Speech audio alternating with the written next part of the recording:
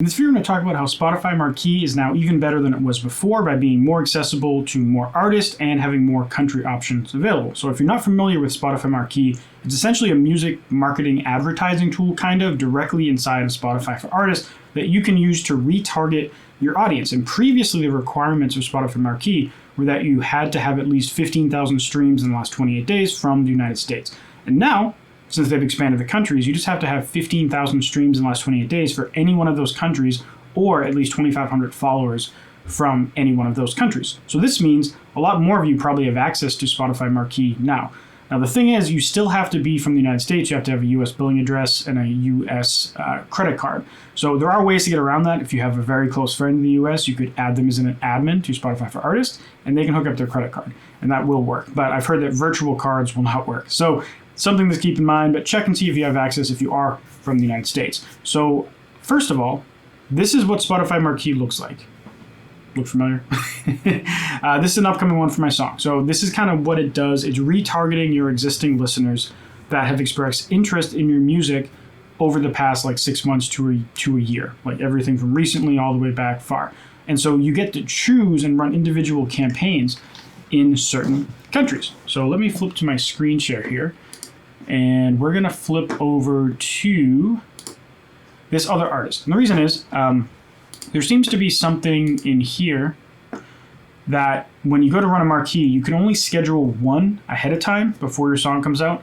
But then after, you can schedule multiple. And we're going to go through it. I'm going to show you the data for, like, usually I would just run US because that was all that was available before. Then I ran one for Brazil and one for Germany. So that's something we're going to cover. But I can't seem to schedule more than one ahead of time. You can run these, you can schedule these for after 2 weeks after your song comes out. So I think, like, I ran these, like, a couple weeks after the song came out, right before the deadline. So you can only schedule one, it seems like. But I'm flipping back to this other artist. And the reason why we're looking at this artist is because he has a bunch of songs that I can show you. It's MMXVAI, by the way. I have access to a Spotify for Artists. So we can go inside and create a campaign, and we can see how this works. So we get to choose the artist, and now we get target country. And the big, huge thing that I think is really cool with this is it doesn't cost the same for every country, which makes sense, right? But United States has been 50 cents per click, and that is kind of expensive, right? And so it makes sense because from the US is one of the most expensive countries to market to. But if we look at Canada, flip it over, it is actually, oh, there we go, 34 cents per click. So it's significantly cheaper to run in Canada. If you look at something like Australia, it's probably going to be similar, 30 cents. If you look at Brazil, though, 14 cents per click. And Argentina, 5 cents per click. So, and as you're doing this, it's going to tell you, like, how many listeners do you have to retarget? Because remember, this is retargeting. This isn't new people. This is people who've already listened to music. So if we don't have any people in these countries, which this is the entire list of the current selection of countries, then you're not going to be able to spend enough money. Now, you can probably still run this, but the minimum for each marquee campaign, so each one of these campaigns I've run, you have to have a minimum budget of $250. The thing is, it's not necessarily going to spend it all. So this one is completed. It spent 202. It was US. And then this one was 114. And then this one was 54. So you can see how if, like, they'll actually tell you when you go to schedule it. Like if we wanted to choose Brazil, for example, we'll see what, it says it only has 10 to 29 listeners in Brazil. So we have to choose at least 250. It's saying you can expect to spend less because of your audience size. And if we go to choose the United States, because I believe this artist does quite well in the US, and choose 250, it actually still says he's going to spend less than your expected rate. Now, we ran one for him in the past, and he ended up spending, I think, 230. So, like, it will spend your budget if you have the people there, but if you don't have the people there, it won't spend your budget. Now, you can turn these campaigns off whenever you want. Like, when these campaigns are running, and we'll get into the data right now as well, I can just click Stop Campaign. And similarly, if the campaign's not running yet, you can go in and edit the campaign. Now, I do have another video going over Spotify Marquee for a much larger artist, and you actually get additional targeting options when you're doing that. So you can segment your audience into different groups, like diehard listeners, or like people who listen a lot, people who haven't listened in a while, or people who listen casually but you want to make more interested. So you can choose different levels of engagement if you have a much bigger audience than I do. And I have like 42,000 monthly listeners right now. So, the artist that I did it for has like over 500,000 monthly listeners, and he has access to the extra targeting options. So now let's look at some of how these campaigns perform. I don't remember which one I covered in my last Marquee video, but we'll just quickly gloss over the United States ones, just so we have a reference point. Because all three of these are for the same song, right? There's US, Brazil, and Germany, I think it is, for the same song, Black Hole of Mine. So it spent $202. It got 404 clicks. Out of those 404 clicks, and remember, like I'll put the thing on screen again, this is what they're clicking on. 215 people actually listen. So like almost half the people that click don't end up listening. So that is something to consider. It's $1 per listener in the United States, in this campaign at least, because only half people click. Now, you have conversion rate. That's just people who saw it based on how many ended up streaming. And we have streams per listener. So streams per listener rate is actually quite high. It's like almost a 4, which is really good. Like even better than Facebook ads, which are already way better than playlisting. So a 4 is very nice. And that kind of makes up for the drop off between clicks and listeners. Now, if we go to intent rate, this is what Spotify calls basically it's a combination of playlist ads and saves.